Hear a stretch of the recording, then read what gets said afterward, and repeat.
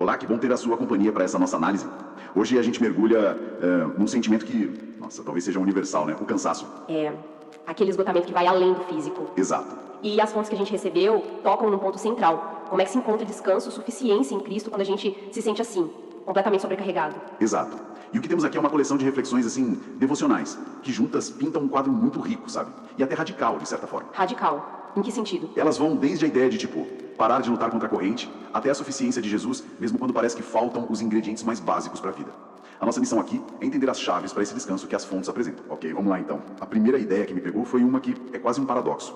Quando a gente está com água no pescoço, o nosso instinto é lutar com toda a força, né? É um instinto de sobrevivência. Mas uma das fontes sugere o exato oposto. Sim, e a imagem que ela usa é muito poderosa, é a metáfora do lagamar. Lagamar, o que é isso? Então, uma das fontes descreve a experiência real de um surfista. Ele explica que lagamar é um fenômeno real, tipo um buraco ou uma vala no fundo do mar. É por ali que a água da onda que acabou de quebrar volta pro oceano. Ah, entendi. Aquela corrente de retorno, né?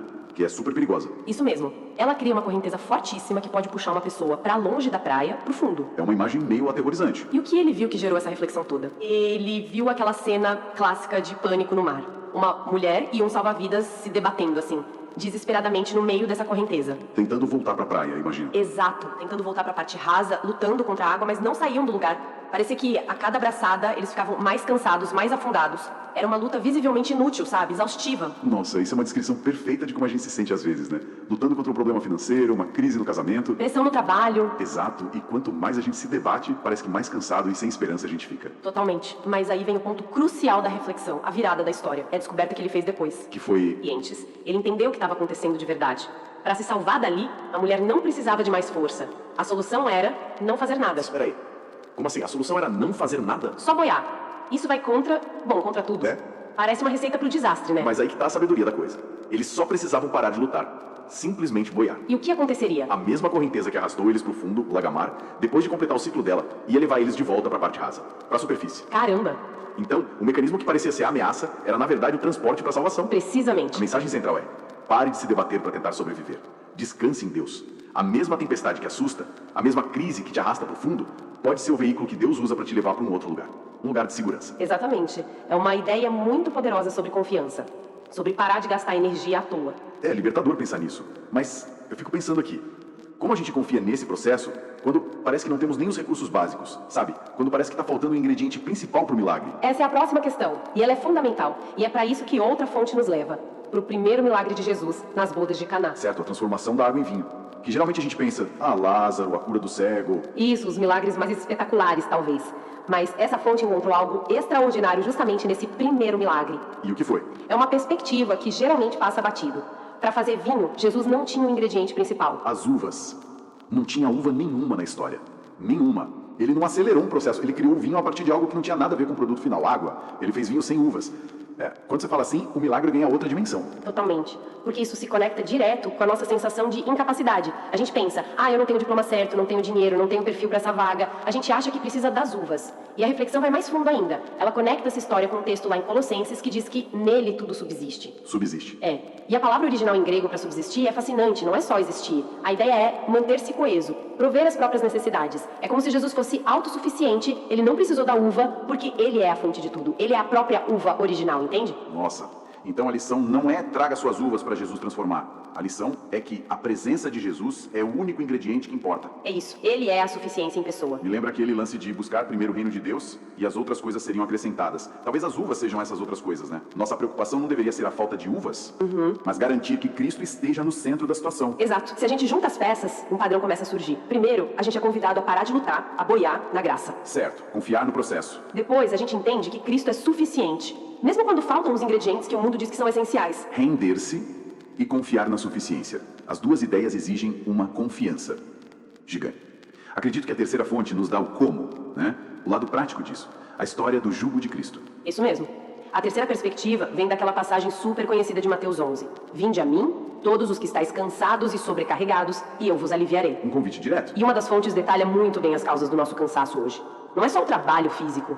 É o peso do pecado, viver num mundo quebrado, a exaustão da religião por mérito. E principalmente hoje, a cultura da alta performance, da comparação nas redes sociais. É um cansaço que vem de todo lado. Exatamente. E diante desse esgotamento, o convite de Jesus tem duas partes. A primeira é, vinde a mim. É um movimento.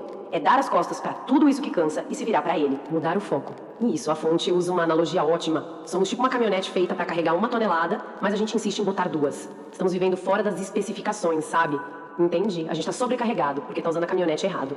Mas e a segunda parte? Tomem sobre vocês o meu jugo. Um jugo parece algo pesado, que prende. Como isso pode trazer alívio? É um paradoxo aparente.